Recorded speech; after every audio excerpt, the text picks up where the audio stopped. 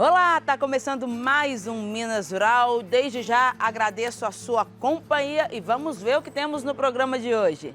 Emater promove resgate do queijo Minas artesanal produzido na região Entre Serras da Piedade, Alcaraça. Especial PENAI. Vamos exibir a última reportagem da série que mostra os impactos do programa na agricultura familiar e na alimentação escolar, com uma história comovente do assentamento Nova Tangará, em Uberlândia.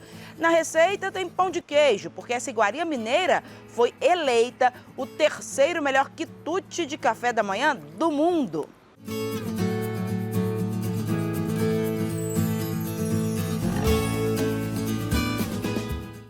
Resgatar a cultura queijeira tradicional da região Entre Serras da Piedade e Alcaraça. Esse é um trabalho que tem sido desenvolvido pela Emater Minas com o intuito de gerar mais renda para os produtores e também adicionar ao turismo tão tradicional na região. No último dia 8 de maio aconteceu um seminário no Santuário do Caraça, um belíssimo cenário, e estivemos por lá para ver esse encontro entre técnicos e produtores para falar um pouco mais sobre essa tradição na região.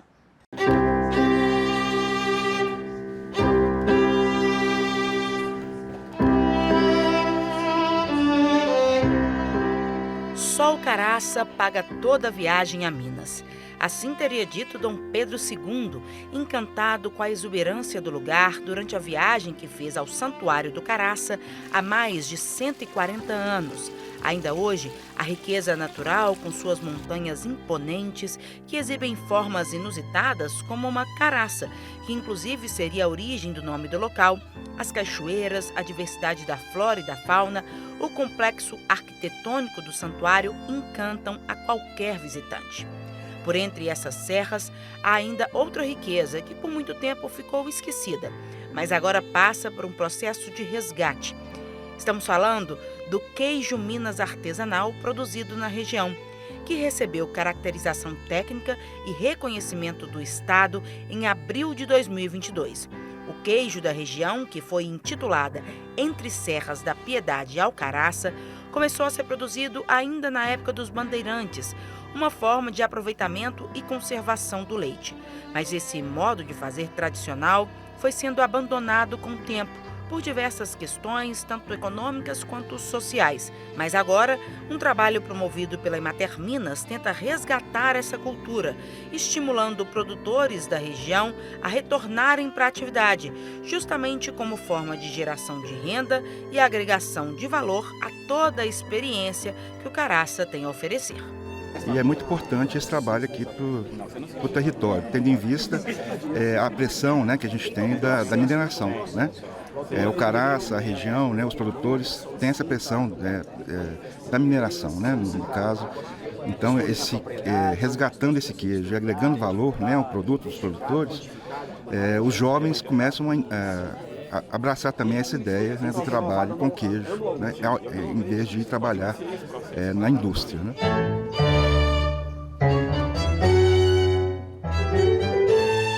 Para estimular o resgate da cultura queijeira na região Entre Serras da Piedade e Alcaraça, a Emater tem realizado o acompanhamento técnico dos produtores, promovido cursos e seminários, como este que aconteceu no dia 8 de maio no Santuário do Caraça, que reuniu técnicos e produtores para tratar temas como a caracterização, resgate histórico, legislação sanitária e organização dos produtores.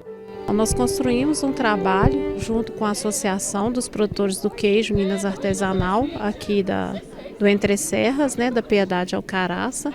Esse trabalho ele tem diversas ações, né, entre cursos, o seminário e também as ações dos extensionistas.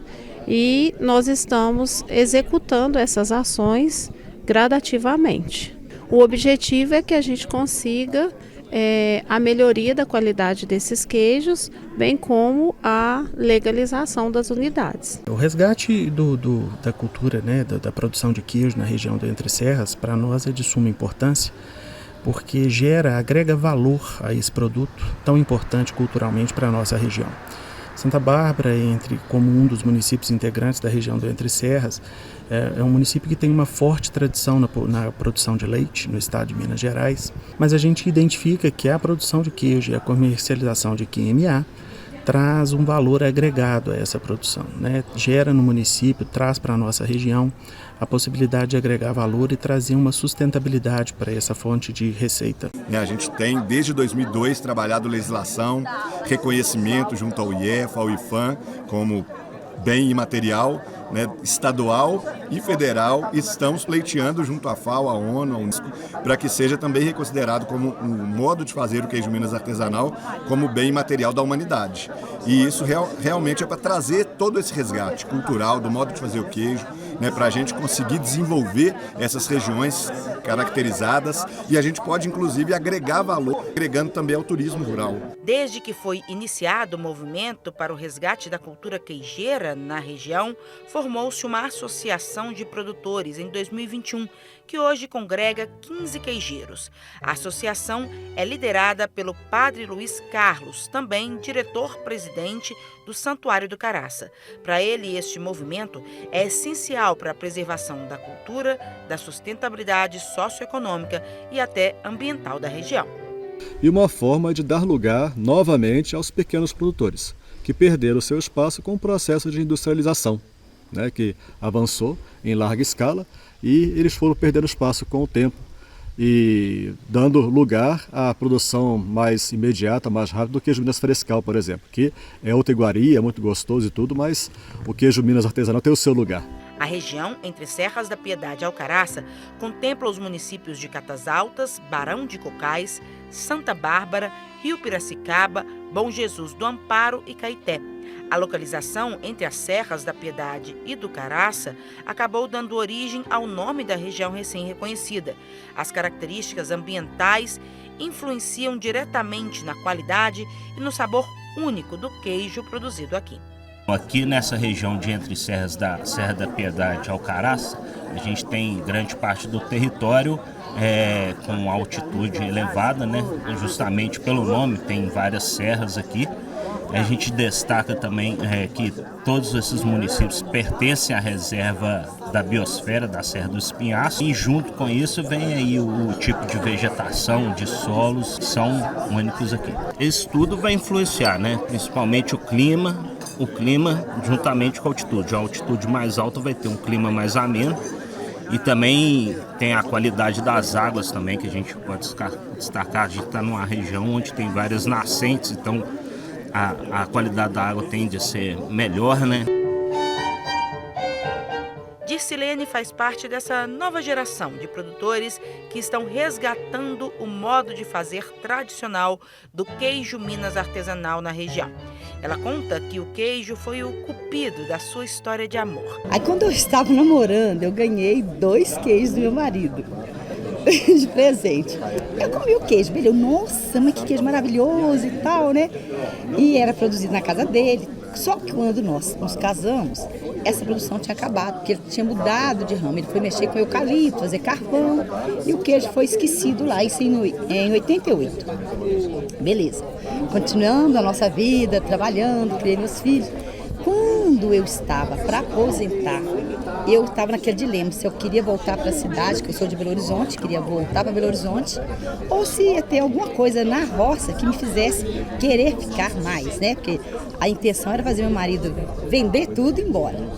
Bom, aí eu estava lá sentada, estava justamente na época da pandemia, e eu sem fazer nada, tinha umas vacas soltas no pasto, que eu pedi ao meu marido para tirar um leite, para eu fazer aquele queijo, que eu queria fazer aquele queijo. E fui fazendo. Até que um dia, assim, uns 4 meses, porque a gente faz o pingo primeiro, vai amadurecendo o queijo, até chegar no queijo, né? Quando eu consegui o queijo, gente, é o queijo. Eu não queria dar o queijo para ninguém, não queria vender nem nada, era para mim. Eu queria fazer para nossa produção, para a gente ter o queijo em casa. Só que o queijo começou a sair da porteira para fora. O pessoal ia lá em casa, tomava um cafezinho, que era coisa de mineira, vamos tomar um cafezinho? Ao queijo. Tomava café, comia o queijo. Mas você não tem o queijo para vender? Não, eu não. Queijo aqui é só para nós, ok. Começou a história do queijo. Com a caracterização da região entre Serras da Piedade e Alcaraça, Minas Gerais tem agora 10 regiões reconhecidas oficialmente como produtoras do queijo Minas artesanal. Araxá, Serra da Canastra, Campo das Vertentes, Cerrado, Serra do Salitre, Cerro, Triângulo Mineiro, Serras da Ibitipoca, Diamantina e Entre Serras da Piedade e Alcaraça.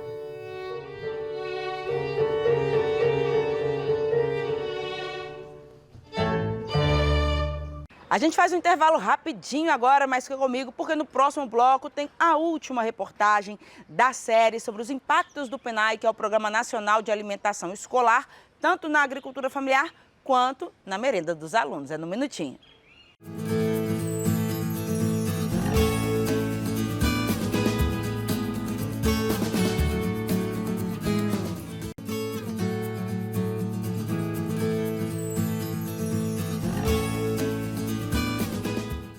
Ao longo das últimas semanas, exibimos uma série especial de mini-docs para falar um pouco mais sobre os impactos do PNAE, o Programa Nacional de Alimentação Escolar, tanto para a agricultura familiar quanto para a qualidade do alimento dessas crianças.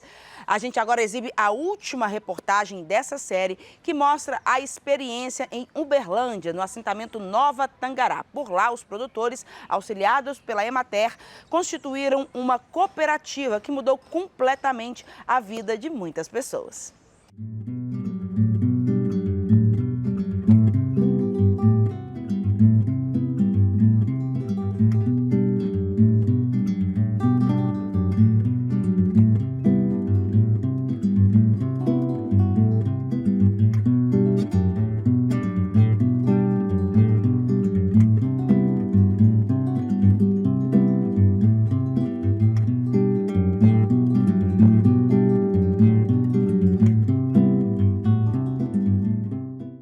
Meu nome é Geralda Manso da Silva, sou filha natural de Catarina, no Ceará.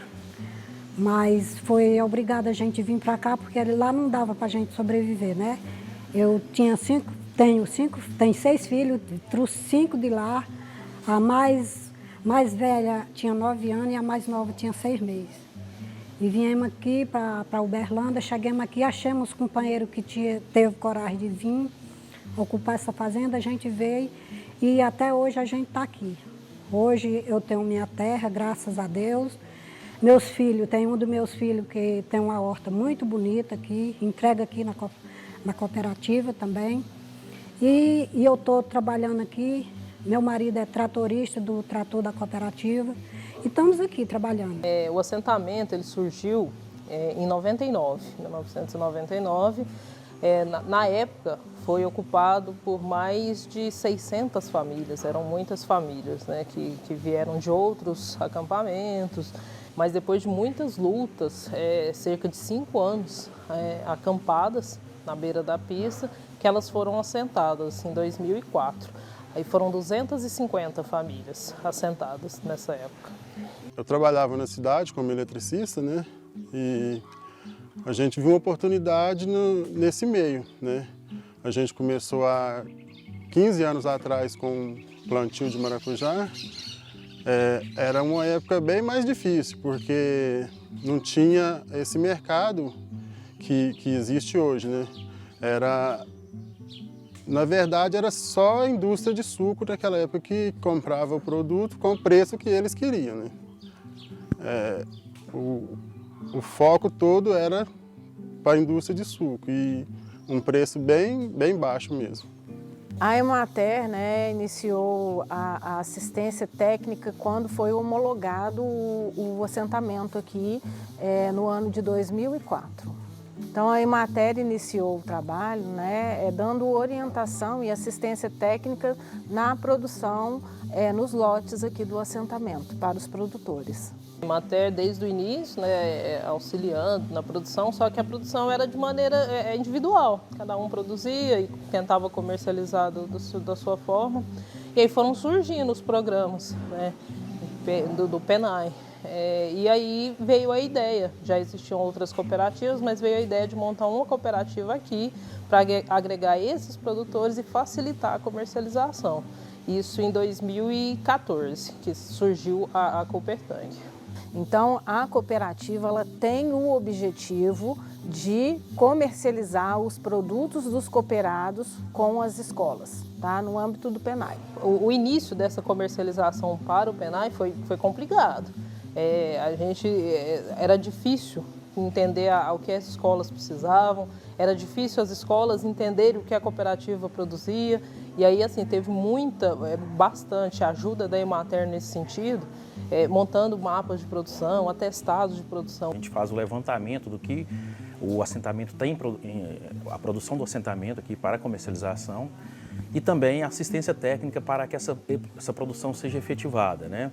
Aí, no caso que eles têm produtos hortigranjeiros, também produção de ovos. Então, a gente fez esse mapeamento foi repassado para as instituições, no caso, para a Prefeitura e também para o Estado. Hoje as escolas já entendem o que a gente produz e adequam o cardápio de acordo com isso, com a sazonalidade dos produtos, com a época de produção. Uma das necessidades das escolas, né, era trabalhar com um produto minimamente processado.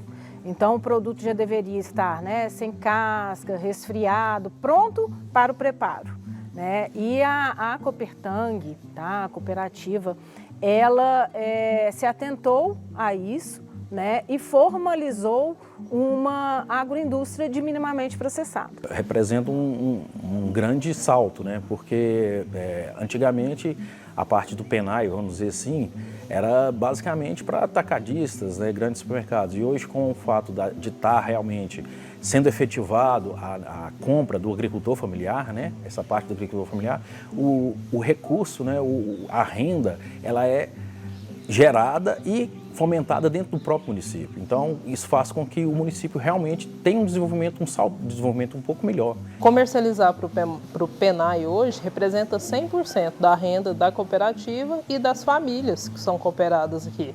Hoje, a única forma de comercialização da cooperativa é via PENAI.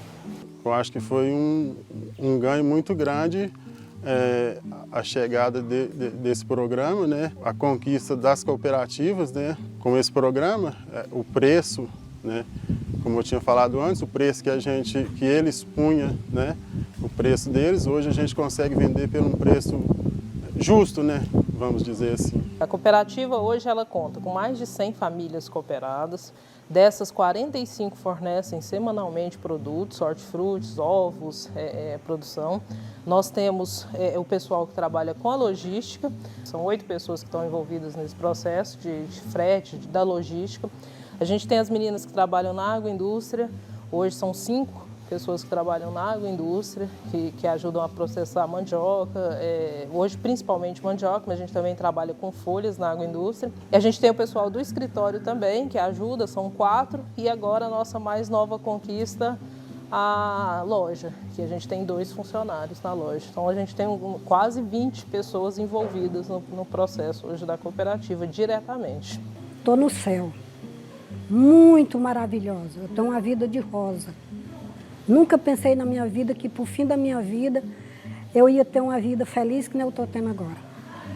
Que eu olho para dentro da minha casa, vejo de tudo. Que eu não podia dar para meus filhos, hoje eu posso dar para meus netos e meus bisnetos. Tenho 14 netos e 3 bisnetos. E tenho 6 filhos e criei 2 netas.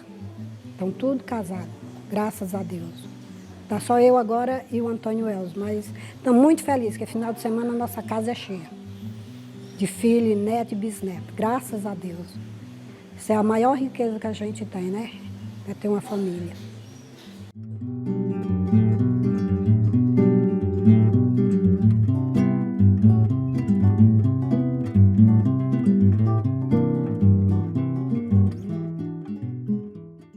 A gente confere agora os destaques da agenda. A já tradicional Semana da Integração Tecnológica, promovida pela Embrapa Milho e Sorgo, será entre os dias 15 e 18 de maio em Sete Lagoas, região central de Minas. Essa é a 15ª edição do evento, realizado pela empresa que completa 50 anos agora em 2023. A programação completa você confere no site www.citeintegração.com.br.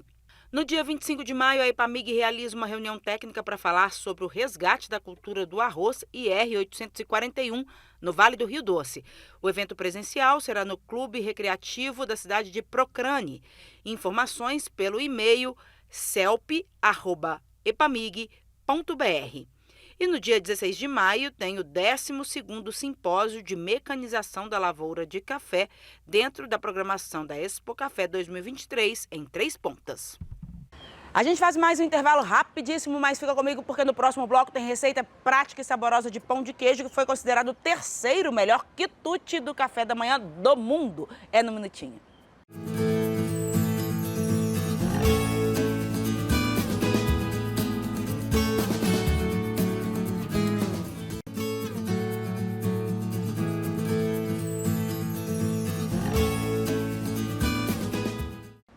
O valor bruto da produção agropecuária mineira deve atingir, em 2023, pouco mais de 131 bilhões de reais. A projeção é feita pelo Ministério da Agricultura com base em dados do acumulado de janeiro a março. As lavouras deverão representar 67,4% do faturamento do setor agropecuário mineiro e alcançar 88,4 bilhões neste ano, com alta de 1,3%. O resultado positivo é puxado pelo crescimento especialmente do café, feijão, mandioca, cana-de-açúcar, banana, laranja, entre outros. Já o VBP do segmento pecuário deve alcançar 42 bilhões e 700 milhões de reais, uma queda de 1,9%. Destaque entre os produtos do segmento, o leite vai registrar 17 bilhões com crescimento de 1,4% em relação ao ano passado. Esse desempenho positivo se deve à elevação dos preços em decorrência da menor captação e oferta de leite para o mercado. Já o faturamento da carne bovina está estimado em pouco mais de 13 bilhões neste ano, registrando uma queda de 8% motivada pela baixa dos preços. E chegou a hora gostosa do programa. Hoje tem receita de pão de queijo mais uma vez, porque ele merece. O nosso pãozinho ficou em 3º lugar numa lista elaborada pela Teste Atlas com os melhores quitutes de café da manhã do mundo. Em 1º lugar ficou uma espécie de panqueca de frigideira da Malásia. Em 2º, um pão recheado com creme e ovos de origem sérvia. O nosso pãozinho conquistou 4,7 pontos dentre os 5 que são distribuídos. Então, anote aí os ingredientes. Pega essa receita, porque aqui pra gente o pão de queijo é número 1. Olá! Hoje eu vou ensinar para vocês uma receita para o programa do Minas Rural. É um pão de queijo de 3 ingredientes, super simples, um ingrediente barato. Só vai o polvilho, o queijo e o creme de leite. É uma receita que não precisa de ser escaldada, então se torna mais rápida, super fácil de fazer em casa e são ingredientes que a gente acha em qualquer lugar e é uma receita deliciosa. Essa é a minha dica de hoje. Os ingredientes são 200 gramas de creme de leite, 200 gramas de polvilho azedo, pode ser usado o doce também, 200 gramas de mussarela ralada, sal a gosto. Primeiro passo é o creme de leite, em seguida coloque o polvilho. E por último, adicione o queijo. Esse queijo eu usei o mussarela. Essa quantidade, pessoal, que eu usei, dá a média de 10 a 12 pães de queijo grandes. E vocês podem aumentar a quantidade da receita. Nessa receita eu usei 200 gramas, né? Vocês podem usar 500 gramas, 1 quilo, a quantidade que desejar. Lembrando que tem que ser sempre a mesma medida para os 3 ingredientes. A quantidade não tem problema. E outra dica que eu vou dar para vocês. Nessa daqui eu usei queijo mussarela. Pode ser usado outro tipo de queijo. O meia cura, por exemplo, é um queijo um pouco mais salgado. Então só tem que tomar muito cuidado na quantidade de sal que for acertar no fim que a gente misturar aqui a receita, tá bom? O ponto é esse aqui. É um ponto de colher, não é um ponto que a gente vai enrolar ele, diferente do pão de queijo tradicional, né? Então, vocês vão ver que ele é um pouquinho mais mole do que o normal. E agora a gente vai acertar o sal. Lembrando que tem que tomar cuidado com o queijo, sempre provar o queijo antes para ver o teor de sal que ele tá.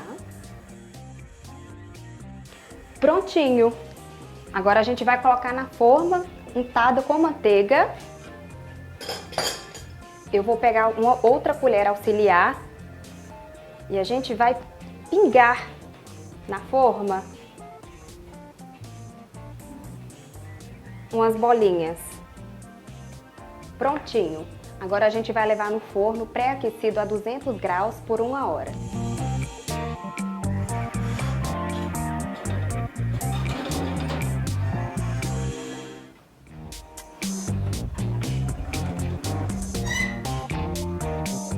Aqui, 1 hora depois, o nosso pão de queijo ficou pronto.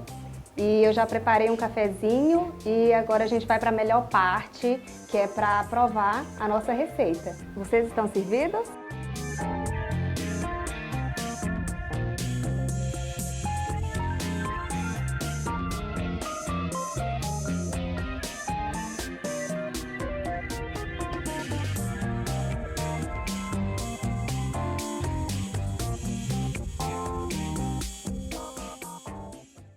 E antes de eu me despedir, eu quero já convidar vocês para darem uma navegada no nosso canal do YouTube para conhecer o novo MesaCast da Emater, o Agro em Pauta. Um novo espaço de bate-papo e conversa para falar sobre o universo da agricultura familiar, tecnologias para o setor e, claro, ouvir muitos causos. Fico te aguardando, é só procurar pela playlist lá no canal do YouTube da Emater, Agro em Pauta. A gente está encerrando o Minas Rural, continuamos em contato a semana inteirinha no www.emater.mg.gov.br e lá no nosso canal do YouTube, onde você consegue ver todas as nossas edições. Tchau!